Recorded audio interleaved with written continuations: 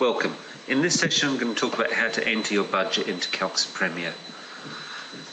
I'm assuming that you've done step 1 on creating your Calxa file and linking it to MYOB.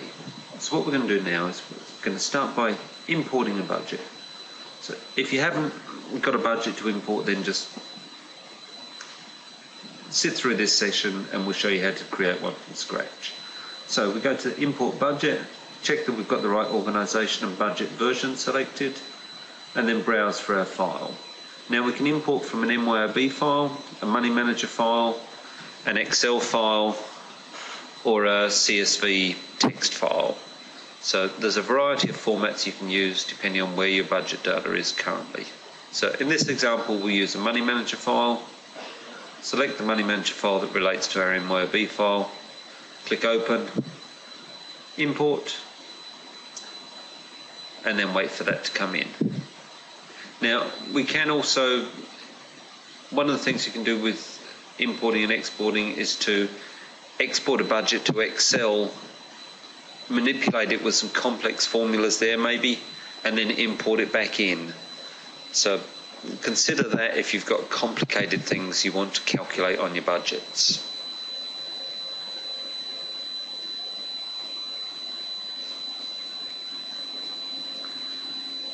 Okay, now we've got our budget imported. The next thing we need to do is edit it. So we go to Edit on the timeline, on the toolbar.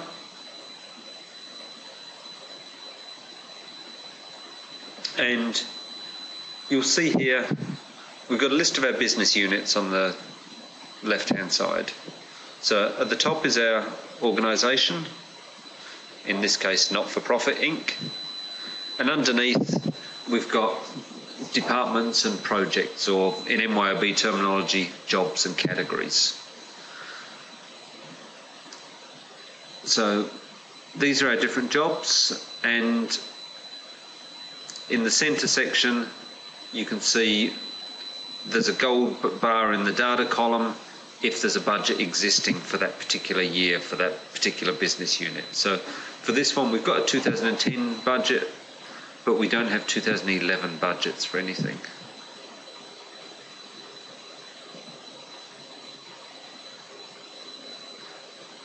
You can do budgets for multiple years, up to 10 years ahead if you want. You can do them for profit and loss, you can do them for balance sheet.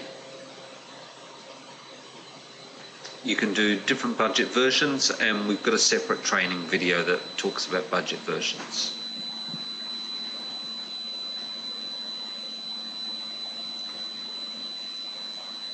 So what we'll do now is open the budget and have a look at what we can do with it.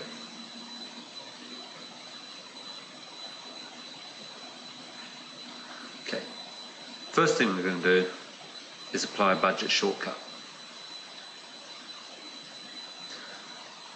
So first option is what business unit do we want to use, and we can use actuals or budgets. In this case I want to take the figures from our 2010 budget and use that as the source of our new budget. We use selected accounts rather than a specific defined account. We'll take the 2010 budget because that's the one that we've got, and we're going to adjust, we can change that year if we want. We're going to adjust the percentage to 110% to give us a 10% global increase on everything. Click Apply, and that will give us our budgets based on 10% increase on last year for this particular job. Now you'll see you can expand and contract the chart of accounts. If you've got a long chart of accounts, I mean this particular one's the not-for-profit standard chart of accounts, so it may have items in there you don't use. I mean some of them you can make inactive in MYOB. When you contract something that's got numbers in it, they'll appear as a subtotal line on that contracted line. Now we can just manually type in numbers into our budget. So for example we've got $1,200 worth of accounting fees due in August. We can just type that in. And if we're looking at our computer expenses, for example, and we decide that in October we're going to have $500 to spend, and then again in February, we can type that in.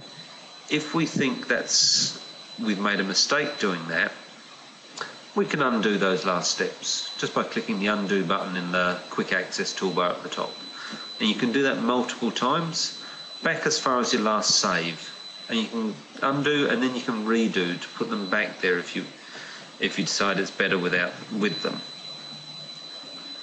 Now we can also edit the total column. So if you type a number in the total column, if there's nothing already in that line, it will just split it evenly across the line. If you pick a line that's already got some numbers in, like our computer expenses line there, for example, it'll split it proportionally. So if we change this to $2,000, those months that have got budgets in will also double.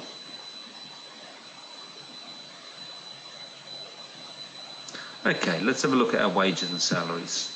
And we've got a useful budget shortcut we can use for this one. So go to fixed amount. If we pay our wages fortnightly, we'll select fortnightly. First payday of this year is Wednesday the 7th of July. And then our fortnightly wage is $2,000. So we'll just type that in, apply that. And you'll see it calculates either $4,000 or $6,000 each month for the budget, depending on whether there's 2 or 3 pay periods. Superannuation, we also want to follow that, so we go for a budget shortcut again, and this time make sure we've got the right budget version selected.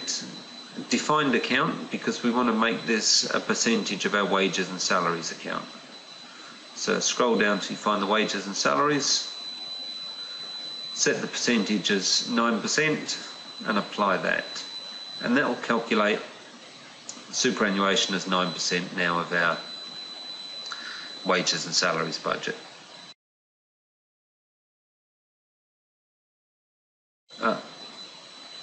Show account number turns on or off the display of account numbers on the left hand side there. So if you find them useful for navigating, turn it on. If you find it cluttering, turn them off. So once you've made the changes, save, go back to the budget parameters, and then you can do your next job.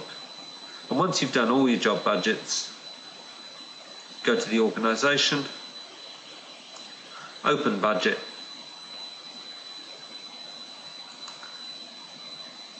and again we use the budget shortcut here. And what we want to do is consolidate all jobs. So from the current budget version, selected accounts, same year, 100%, and it will add up all the individual budgets to give us a total. Save that, back to our budget parameters, and that's us done. You've now completed step 2. Thanks.